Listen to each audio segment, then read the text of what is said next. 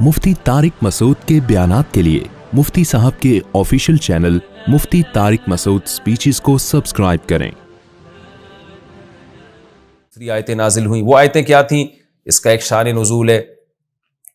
कि अबू आमिर राहिब जो था, एक ईसाई पादरी था, इस्लाम का बहुत बड़ा दुश्मन था। तो इसके मुनाफिकीन से बड़े गहरे ताल्लुकात थे और इसने इस्लाम को नुकसान पहुंचाने की बहुत दफ़ा कोशिश की। इसने रूम का जो बादशाह है ना, हिरकल, ईसाई बादशाह,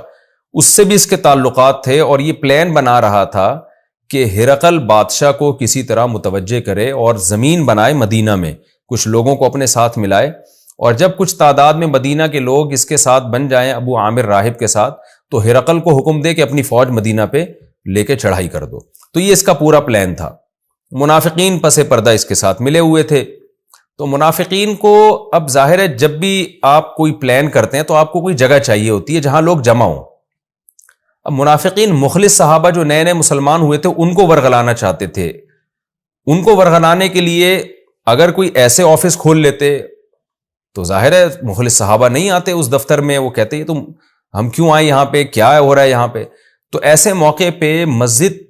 का सहारा लेना एक बेहतरीन जरिया था मुनाफिकीन के पास कि हम एक मस्जिद बनाते हैं, उसमें क्या होगा, नमाज के लिए तो लोग आएंगे, तो हम जैसे वो जब लोग नमाज के लिए आया करेंगे तो हम उनको आहिस्ता आहिस्ता ना उनको वरगलाते रहेंगे इस्लाम के खिलाफ। जैसे फसादी लोग होते हैं ना, गीबतें करते रहते हैं, बहुतान, यार ये देखो नबी ने जो ये फैसला किया ये तो समझ में नहीं आता, ये तो ठीक नहीं है, ये तो ये हो गया। इस तरह की हम मनफी प्रोपेगेंडा करते करते बहुत से मुखलिस लोगों को अपना हमनवा बना लेंगे। तो ये उनकी नीयत थी। इस नीयत से उन्होंने एक मकान तामीर करने का इरादा किया जिसको उन्होंने नाम मस्जिद का दिया। ये खूब समझ लें, बाज़ हज़रात ने यहां लिखा है कि मुनाफिकीन ने मस्जिद बनाई तो, और नबी ने फिर बाद में उसको गिराने का हुक्म दिया, जैसे कि कुरान में अल्लाह ने नबी को हुक्म दिया। तो मस्जिद को याद रखें, गिराया नहीं जाता। इसलिए सही तफसीर इसकी यह है कि उनकी नीयत मस्जिद की नहीं थी, उनकी नीयत एक मकान की थी, लेकिन उसको शक्ल मस्जिद की दी गई, नाम मस्जिद का दिया गया, ताकि लोग उसमें इस बहाने आए, नमाज पढ़ें, गैदरिंग हो और फिर हम लोगों को वरगला सकें। तो वो शरई मस्जिद नहीं थी। तो चूंकि मुनाफिकीन ने उसको नाम मस्जिद का दिया, उसकी लुक मस्जिद जैसी, और उसका दुनिया के सामने ये शो किया गया कि ये मस्जिद है, तो कुरान ने भी उन्हीं की रियायत में उसको मस्जिद से ताबीर किया। वरना हकीकत में जो शरई मस्जिद होती है, जो अहले इस्लाम तामीर करते हैं, मकसद नमाज होता है उसमें, वो वाली शरई मस्जिद के उसके हकाम नहीं थे। अगर वो हकाम होते तो आप सल्लल्लाहु अलैहि वसल्लम कभी मस्जिद ना गिराते, क्योंकि मस्जिद बनने के बाद उसका गिराना जायज़ नहीं है। तो मुनाफिकीन ने जब वो, उनकी नीयत क्या थी कि आमिर राहिब के साथ मिलकर एक गैदरिंग हो जाएगी और हम यहाँ बैठ के इस्लाम के खिलाफ साजिशें करेंगे और मुसलमानों के दिल में वसवसे डालेंगे, तो फिर जो है वो हिरकल रूम इस तरह से उसको हम मुतवज्जे करेंगे अबू आमिर राहिब के ज़रिए, और बिल आखिर मदीना को तहस नहस कर देंगे। तो जब उन्होंने मस्जिद तामीर की है, नबी सल्लल्लाहु अलैहि वसल्लम से उन्होंने आके अर्ज़ किया, नबी सल्लल्लाहु अलैहि वसल्लम से फरमाया कि नबी सल्लल्लाहु अलैहि वसल्लम से कहा कि या रसूल अल्लाह, आप इस मस्जिद में आके नमाज अदा कर लें। मुनाफिकीन की नीयत ये थी कि जब नबी आएंगे मस्जिद में, मस्जिद तो ज़ाहिर है एक अच्छा लेबल ही है, नबी आएंगे नमाज पढ़ेंगे तो दूसरे लोगों को इससे एक मोटिवेशन मिलेगी कि भाई देखो नबी सल्लल्लाहु अलैहि वसल्लम ने इस मस्जिद में आके नमाज पढ़ी है, तो हमें भी पढ़ना चाहिए। तो आप सल्लल्लाहु अलैहि वसल्लम को पूरी सूरत हाल का इल्म नहीं था कि इनके पीछे क्या साजिशें हैं। तो आप सल्लल्लाहु अलैहि वसल्लम ने उन मुनाफिकीन से वादा कर लिया कि तबूक से वापसी पर मैं इंशाअल्लाह इस मस्जिद में आऊँगा और नमाज पढ़ूंगा, क्योंकि आपने तो ये समझा कि खैर ख्वाही की नीयत से शायद मस्जिद बनाई होगी इन्होंने। लेकिन कुरान मजीद ने आप सल्लल्लाहु अलैहि वसल्लम पर तबूक के मौके पर ये आयतें नाजिल की, अल्लाह ताला ने ये आयतें नाजिल की और कुरान मजीद का हिस्सा बना दिया इन आयतों को। और इसमें बता दिया गया कि ये जो मस्जिद जो मुनाफिकीन ने बनाई है, ये ज़ाहिर में मस्जिद है, हकीकत में ये ज़िरार है। ज़िरार का मतलब नुकसान पहुंचाने का एक जगह है, नुकसान पहुंचाने की एक प्लेस है, जिसका मकसद क्या है कि जो इस्लाम दुश्मन अनासिर हैं उनके साथ मिलकर इस्लाम को तहस नहस किया जा सके। लिहाजा आप कभी भी उस मस्जिद में जाके नमाज ना पढ़ें। चुनाचे जब ये आयतें नाजिल हुई तो आप सल्लल्लाहु अलैहि वसल्लम ने ना सिर्फ ये कि नमाज नहीं पढ़ी, बल्कि सहाबा को भेजा कि जाके उसको जला दो और उसकी इमारतों को गिरा दो। तो यहां से उनके जो मुनाफिकीन का जो एक बहुत बड़ा प्लान था वो सारा बर्बाद हो गया। इसी का कुरान ने तस्करा किया, والذین اتخذوا مسجدا ضرارا، اور وہ لوگ جنہوں نے بنائی ایک مسجد ضرارا جو نقصان پہنچانے والی تھی۔ تقوی مسلمانوں میں اسلام کی ترغیب یا عبادت اس کی نیت نہیں تھی، وہ کفرن، اور کفر کے لیے بنائی۔ کفر کا مطلب کیا؟ تاکہ وہاں بیٹھ کے کفر کو پروموٹ کریں، کفر کی باتیں کریں۔ وَتَفْرِيقًا بَيْنَ الْمُؤْمِنِينَ، اور اس لیے بنائی گئی کہ مومنین میں پھوٹ ڈال دیں، کیونکہ جب مومنین آئیں گے کچھ اس طرح کی باتیں سنیں گے تو ظاہر ہے جو ایک اتحاد چلا آ رہا ہے وہ خراب ہو جائے گا۔ وَإِرْصَادًا، اور اس کی گھات کی جگہ بنائیں، اس کے رہنے کی جگہ بنائیں۔ لِمَنْ حَارَبَ اللَّهَ وَرَسُولَهُ مِنْ قَبْلُ، اس شخص کے لیے جگہ بنا دیں اس میں جو اللہ اس کے رسول سے پہلے ہی دشمنی کر چکا ہے۔ ابو عامر راہب جس کی دشمنی مشہور ہے، اس کو جگہ چاہیے تھی تو اس کو جگہ بنا کے دے رہے تھے۔ وَلَا يَحْلِفُنَّ، اور قسمیں اٹھا اٹھا کے کہہ رہے ہیں، ان اردنا الا الحسنى، کہ ہمارا ارادہ اچھائی کے سوا کچھ بھی نہیں ہے، ہم نے تو اسلام کی تبلیغ کے لیے مسجد بنائی ہے۔ اے نبی، اللہ آپ کو خبردار کرتا ہے، واللہ یشہد انہم لکاذبون، اللہ گواہی دیتا ہے کہ یہ جھوٹ بول رہے ہیں۔ لا تقم فیہ ابدا، اے نبی آپ اس مسجد میں کبھی بھی قیام نہ کریں، کبھی بھی قیام نہ کریں۔ لمسجد اسس علی التقوی من اول یوم احق ان تقوم فیہ، ہوتا یہ تھا کہ نبی صلی اللہ علیہ وسلم جب ہجرت کر کے آئے نا مدینہ منورہ، تو ڈائریکٹ مدینہ شہر میں داخل نہیں ہوئے آپ، بلکہ آپ نے پہلے مدینہ کے قریب میں ایک محلہ تھا، ایک گاؤں تھا یوں سمجھ لیں، اس کا نام تھا قبا، تو وہاں آپ صلی اللہ علیہ وسلم نے پڑاؤ ڈالا، تو وہاں آپ نے نماز پڑھی، صحابہ نے وہاں مسجد بنائی، وہ اسلام کی سب سے پہلی مسجد تھی جو آج مسجد قبا کے نام سے ہے۔ تو آپ صلی اللہ علیہ وسلم نے کچھ دن وہاں قیام کیا، نمازیں پڑھیں، اس کے بعد آپ صلی اللہ علیہ وسلم مدینہ منورہ تشریف لے گئے اور آپ نے وہاں شہر میں مسجد نبوی کی بنیاد رکھی۔ لیکن آپ صلی اللہ علیہ وسلم کو اس مسجد سے محبت تھی، اہل قبا سے محبت تھی، وہاں کے لوگوں نے آپ کو بڑا اکرام کیا تھا، تو آپ ہر ہفتے کو مدینہ منورہ سے پیدل چل کے آپ صلی اللہ علیہ وسلم، پیدل یا سواری پہ آپ صلی اللہ علیہ وسلم قبا تشریف لاتے اور وہاں نماز پڑھتے۔ تو یہ تاکہ اس کی فضیلت کو بیان کیا جا سکے اور وہاں کے لوگوں کو ایک حوصلہ ملے، اور آپ نے مسجد قبا میں نماز پڑھنے کی فضیلت بھی بیان کی کہ عمرے کا ثواب ملتا ہے۔ یہی وجہ ہے کہ آج جتنے بھی حاجی حج کرنے جاتے ہیں اور جو مدینہ منورہ جاتے ہیں تو وہ قبا میں جا کے بھی ہر حاجی کی کوشش ہوتی ہے میں 2 رکعت پڑھوں تاکہ مجھے بھی وہ حج عمرے کی فضیلت حاصل ہو جائے اور آپ صلی اللہ علیہ وسلم کی ایک سنت بھی زندہ ہو جائے۔ تو یہی طرز عمل منافقین نے کیا کہ بھئی آپ قبا تو آتے ہی ہیں تو آپ ادھر بھی آئیں، تو آپ نے چونکہ پہلے وعدہ کر لیا تھا، لیکن اللہ نے جب حکم نازل کیا اور بتا دیا کہ یہ مسجد نہیں ہے تو آپ صلی اللہ علیہ وسلم نے وہاں جانے کا ارادہ ترک کر دیا۔ تو اللہ نے ایسے موقع پہ قبا مسجد کی فضیلت بیان کی کہ جو قبا مسجد ہے نا اس کے لوگ پاکیزہ لوگ ہیں، مخلص لوگ ہیں، تو وہ مسجد زیادہ حقدار ہے کہ آپ وہاں جا کے نماز پڑھایا کریں، کیونکہ اس مسجد کی بیس تقوی اور اللہ کی رضا پر تھی۔ جو وہاں صحابہ نے مسجد بنائی وہ تقوی اور اللہ کی رضا کی بیس پہ بنائی ہے مسجد، وہ لوگ بھی اس کے حقدار ہیں کہ آپ ان کے پاس جائیں، اور وہ مسجد بھی اس کی حقدار ہے کہ آپ اس میں جا کے نماز پڑھیں۔ یہ جو مسجد ہے اس کے بنانے والوں کی بنیاد تقوی اور اللہ کی خوف اور اللہ کی رضا نہیں تھی، بلکہ ان کی بنیاد ہی اس تخریب کاری اور خدا کے غضب کو دعوت دینا تھی، لہذا اس مسجد میں آپ کبھی بھی قیام نہ کریں۔ تو اس لیے یہ آیتیں نازل ہوئیں، فرمایا لمسجد اسس علی التقوی، وہ مسجد جس کی بنیاد تقوی پر ہے، من اول یوم، پہلے ہی دن سے تقوی کی بیس پہ بنیاد رکھی گئی، احق ان تقوم فیہ، وہ اس بات کی زیادہ حقدار ہے کہ آپ اس میں قیام کریں یعنی نماز پڑھیں۔ فیہ رجال، اس مسجد میں ایسے لوگ ہیں، یحبون ان یتطہروا، جو اس بات کو پسند کرتے ہیں کہ خوب پاکیزہ رہا کریں وہ، واللہ یحب المطہرین، اللہ خوب پاکیزہ رہنے والوں کو پسند کرتے ہیں۔ حدیث میں آتا ہے جب یہ آیتیں نازل ہوئیں تو آپ صلی اللہ علیہ وسلم قبا گئے۔ اچھا آج قبا جو ہے وہ تو مدینہ شہر میں داخل ہو چکی ہے وہ مسجد، کیونکہ شہر اتنا بڑا ہو گیا ہے کہ وہ اب گاؤں نہیں رہا، بلکہ وہ قبا بھی مسجد مدینہ کے شہر میں ہی ہے وہ۔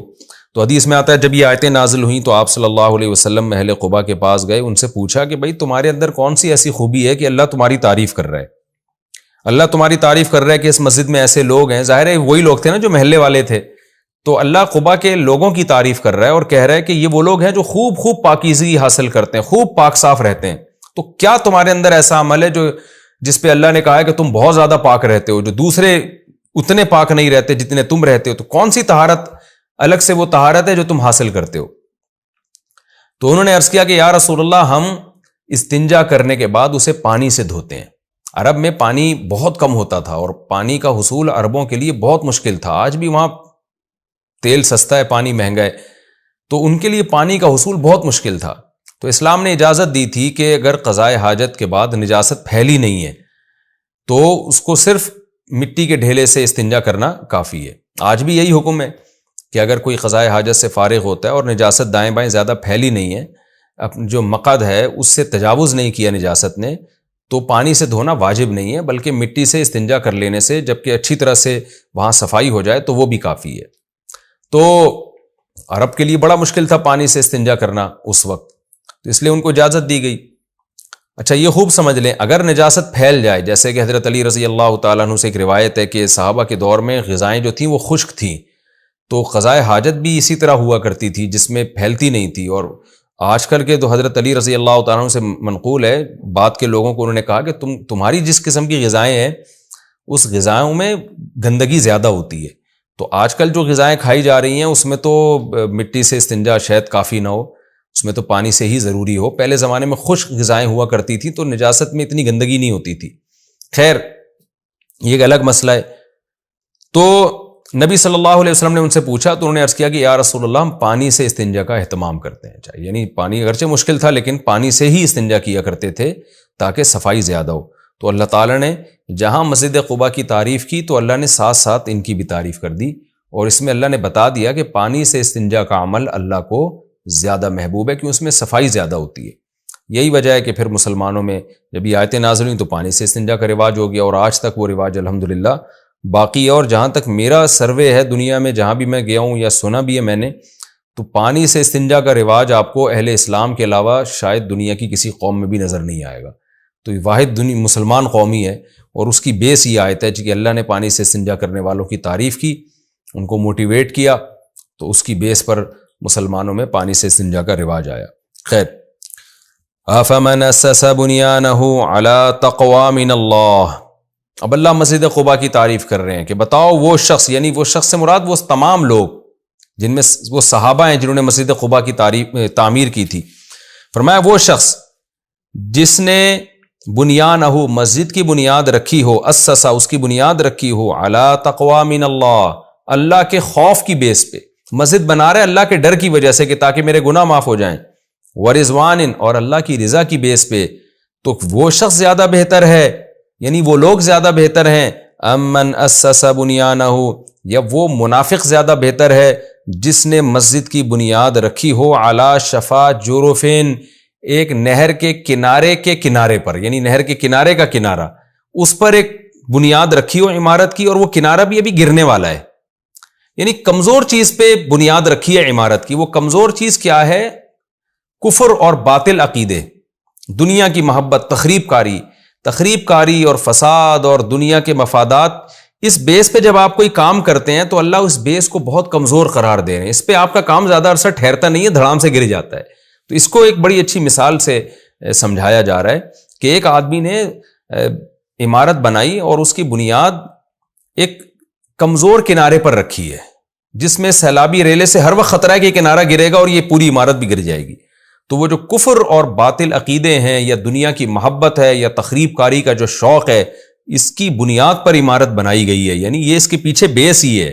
تو ظاہر ہے یہ بیس ہی کمزور ہے تو عمارت بھی اسی طرح کمزور ہوگی۔ اللہ فرماتے ہیں فنہار بہ، پھر وہ عمارت اس شخص کو لے کے گر بھی پڑے، فی ناری جہنم، جہنم کی آگ میں، یعنی گر تو رہی ہے پانی میں لیکن اللہ نے اس پانی کو جہنم کی آگ سے تعبیر کیا، کیونکہ جو منافق نے جو عمارت بنائی تھی اس کی بیس غلط تھی، تو اللہ کہتے ہیں وہ بیس اس بنانے والے کو لے کے، چونکہ وہ اس عمارت میں رہے گا نا، وہ منافق جس نے وہ عمارت بنائی ہے، تو جس نے گھر بنا لیا ہو کمزور جگہ پر تو ظاہر ہے گھر اس شخص کو لے کے دریا میں گرے گا، خود بھی گھر تباہ ہوگا، اس بندے کو بھی مروا دے گا۔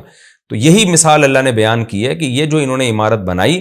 ایسی کمزور باتوں پہ اس کی بیس رکھی ہے کہ یہ عمارت بھی گرے گی، اور اس عمارت میں جو لوگ رہیں گے وہ بھی زمین پہ دھڑام سے گریں گے، پانی میں گریں گے، اور اللہ بتاتے ہیں کہ دیکھنے میں تو پانی ہے لیکن حقیقت میں یہ جہنم کی آگ میں گر رہے ہیں، کیونکہ اس کی سزا ان کو قیامت کے دن ملے گی۔ تو دونوں عمارتوں میں کتنا فرق ہے، یعنی قرآن یہاں اصل میں یہ سمجھا رہا ہے کہ عمارتوں کی شکل ایک جیسی ہے، لیکن نیت سے ان دونوں کی جو تعمیر ہے اس میں بڑا فرق ہے، ان کی پائیداری میں بڑا فرق ہے۔ تو جو کام بھی آپ کر رہے ہیں اس کے پیچھے تقویٰ ہے، انسانیت کی خدمت کا جذبہ، اللہ کی رضا کا جذبہ۔ کام تھوڑا ہوگا لیکن بہت مضبوط ہوگا۔ میں جب یہ آیتیں پڑھتا ہوں مجھے تبلیغی جماعت کا تصور دماغ میں آتا ہے کہ مولانا الیاس رحمۃ اللہ علیہ نے اللہ کے خوف اور امت کی خیر خواہی کے جذبے سے ایک چھوٹے سے کام کی بنیاد رکھی، لیکن چونکہ بنیاد بڑی مضبوط تھی، اس میں کوئی لالچ نہیں تھی، تو آج وہ کام پوری دنیا میں کیسا پھیل گیا کہ روکنے سے رک نہیں رہا۔ وہ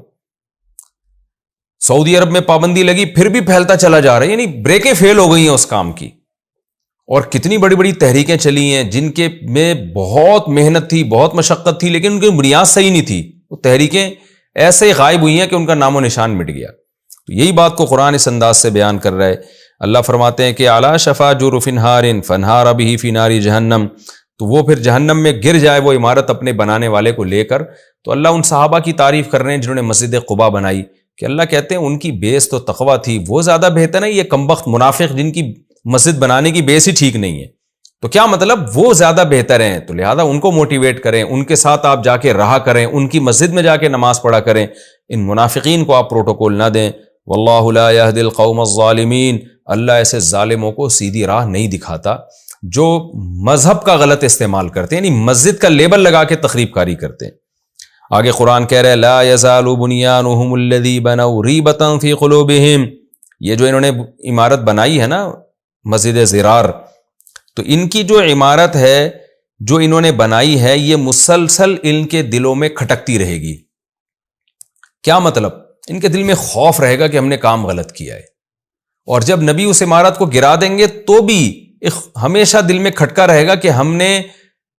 پیسہ بھی خرچ کیا، محنت بھی کی اور بدنامی بھی ہوئی۔ تو اس میں بھی یہ بتایا گیا ہے کہ آپ غلط چیز پہ جس کام کی بنیاد رکھتے ہیں نا، غلط عقیدے پہ، تو وہ کام آپ کے دل میں کھٹکتا ہے۔ آپ اخلاص کی بیس پر جب کوئی کام کرتے ہیں تو اس سے آپ کو سکون ملتا ہے، اور جب آپ غلط چیز پہ کسی کام کی بنیاد رکھتے ہیں، غلط نیت پہ، تو اس کام میں آپ کو کھٹکا لگا رہتا ہے۔ مجھے یاد ہے ایک شخص قاتل تھا، اس نے علماء کا قتل کیا، بعد میں ہمیں اس کے بارے میں اطلاعات ملی کہ اس نے بتایا کہ میرا سکون ہمیشہ برباد رہتا ہے۔ تو کام تو کر لیا پیسوں کی لالچ میں، لوگوں کو قتل بھی کر دیا، لیکن سکون، کیونکہ ایک دل میں کھٹکا لگا رہتا ہے نا کہ یار ہم نے غلط کیا، پکڑے بھی جا سکتے ہیں، آخرت میں بھی سزا مل سکتی ہے۔ تو جتنے بھی مجرم لوگ ہوتے ہیں جن کی بیس ہی غلط ہوتی ہے تو اللہ ان کے دلوں کا سکون چھین لیتا ہے۔ یہی اس آیت کا مفہوم ہے کہ جو انہوں نے عمارت بنائی ہے یہ ان کے دل میں کھٹکتی رہے گی، یعنی ان کو سکون پھر بھی حاصل نہیں ہوگا۔ الا ان تقطع قلوبہم، الا یہ کہ ان کے دل ہی ختم ہو جائیں۔ یعنی ایک محاورہ ہے کہ دل میں خوف ہوتا ہے نا، تو جب آپ کہتے ہیں کہ یار تیرے دل میں ہمیشہ خوف رہے گا جب تک تیرے سینے میں دل ہے، مطلب یہ کہ ہمیشہ خوف رہے گا، یہ کبھی ختم نہیں ہوگا۔ تو اس میں کنایتاً یوں کہا جاتا ہے کہ جب تک تیرے سینے میں دل ہے، جب دل ختم ہو جائے گا تو خوف بھی ختم ہو جائے گا۔ ظاہر ہے دل کبھی ختم نہیں ہوتا۔ ایک دل جسمانی دل ہے جو زندگی میں ہے، پھر موت کے بعد بھی انسان کو جو برزخی زندگی میں دل ملتا ہے تو منافق کے پھر اس دل میں خوف پیدا ہو جائے گا، پھر آخرت میں جو دل دیا جائے گا اس میں خوف پیدا ہو جائے گا۔ تو یہ بتانے کے لیے کہ ہمیشہ ان کے دل میں اس برائی، اس جرم پہ جو دل میں کھٹکا ہے وہ ہمیشہ موجود رہے گا۔ واللہ علیم حکیم، اللہ جاننے والا اور حکمت والا ہے۔